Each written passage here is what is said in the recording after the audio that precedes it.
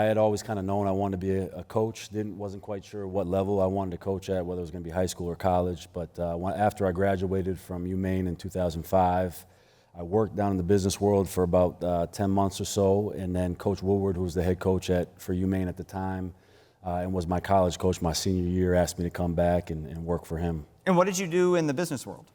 I worked at a mortgage company for about 6 months, and then I slid over to Citigroup Financial for about 4 or 5 months before Coach asked me to come back. Yeah. Was that a relief that Coach asked you to come back? Very much. Very much a relief. Very much a relief. Yeah. And then, so after you wrapped up your stint as assistant coach, you went to some other places, yeah? Yeah. So I was here for 5 years as an assistant. Made the really hard decision to leave. Didn't really want to leave at the time, but an opportunity presented itself over at University of Vermont with a friend that I had gotten to know who was actually coaching at Vermont for about the same amount of time I had been at Maine. He got the head job there, so I went to work for him, was at Vermont for 3 years, then was at Northeastern for 7 in downtown Boston, and then was at Boston College for 1 year before I had the opportunity to come home. Mm. And that's an important term that you use, home. This is home for you and your wife, Ashley, who also played at the University of Maine. Yep. And you guys got the opportunity to come back here. Tell me about that phone call that you got offering you the job. Yeah, it was tremendous, obviously. We're Mainers through and through. We love the place. When we vacation, when we were living out of state, it was always coming home to Maine and seeing family and friends. So to be able to have the opportunity to come back was tremendous. It was just, like I said, it was a dream come true, especially to be able to lead, the flagship school and the basketball program that I played at, coached at, come back to her alma mater as well. You can't make it up. How did the two of you meet? If she was here, she'd tell a funny story. But, we can make one up. Yeah. Well, I actually played AAU basketball in high school with her brother. Her brother's a year older than me, and we actually became pretty good friends. She was young at the time. Didn't really know much about her, but got pretty close with her brother playing basketball. And then when I transferred, I started out at Notre Dame first before I came back to University of Maine. So about halfway through my junior year, I transferred back to University of Maine. She was coming in as a freshman at the time. She was a couple years behind me. And we knew each other, we knew of each other, we would say hello and all that, but we really didn't start talking to each other, becoming friends till after college. I was coaching at the time. She had finished up playing and going to school and was around, and we were friends for about a year, 2 years, and then we started dating after that. Nice. Well, congratulations. Your family is all over social media. Yeah. And it's just a beautiful family that you have. I appreciate so glad that you guys are back in Maine. I appreciate it. The social media is all her. That's all her. That's definitely not me. But. Well, the pictures are great. Yeah. And now that you're here, now that you've coached, you got a full season under your belt. How do you feel about the first season here? I feel really good. I mean, we still have a lot of work to do. We're kind of in the building phase right now, but I thought we laid a really good foundation this year to kind of build off of.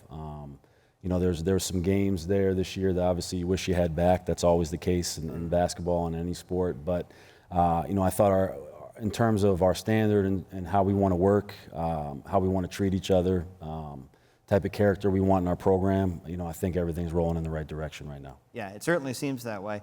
When you were a player here, you played at the Elfond Arena, right? Yeah, we did. And now you're playing some games back at the Pit. When I was a kid, I grew up in Old Town, so going to the Pit to watch games was we were at almost all of the home games.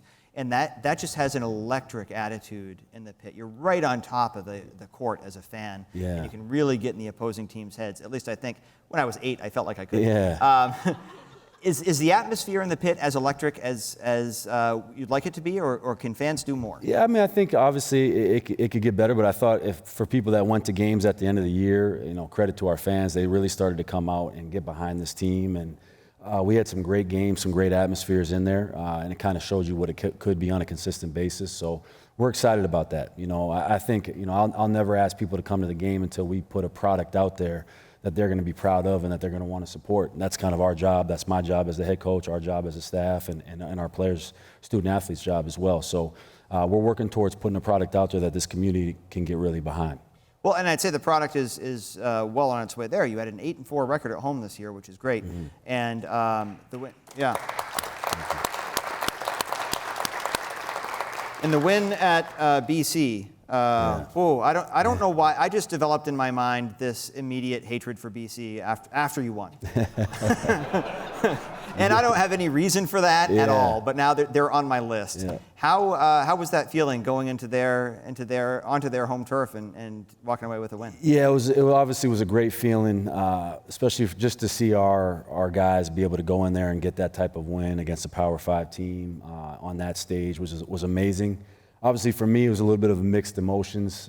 That's where I came from. Oh, I know. This past year. I know, and that's why I said I hate them. Yeah. I just had to lay it out there. I had to be truthful, you know? Yeah, and Coach Grant, I was very fortunate to have an opportunity to coach underneath him for a year and be in the ACC and learn a lot underneath him. So there was some mixed emotions for me. I had recruited some of those guys to Boston College that we beat that night. So anytime you're going back and playing against either close friends or people that you worked with, it's always tough as a coach. But it also feels good to beat them, too. Yeah. You know? Yeah, so that's where you and I differ.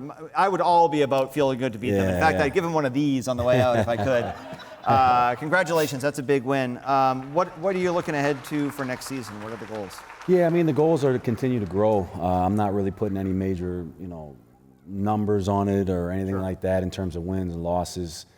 We just got to keep working and keep building. We're in the process of continuing to recruit right now and try to add new talent and different guys to our roster. We're trying to protect what we have going on in our locker room because we got a great group of young men that really get along and have great camaraderie. So we want to protect that with who we bring in and kind of going through that process. But just keep trying to build. It's going to be a long process, something we're excited about. I love the grind, I love the work, and our guys do too. And we're just going to take it one day at a time. Does the team at City Financial need to worry you're going to pull any more staffers away? No, they don't have to worry about that.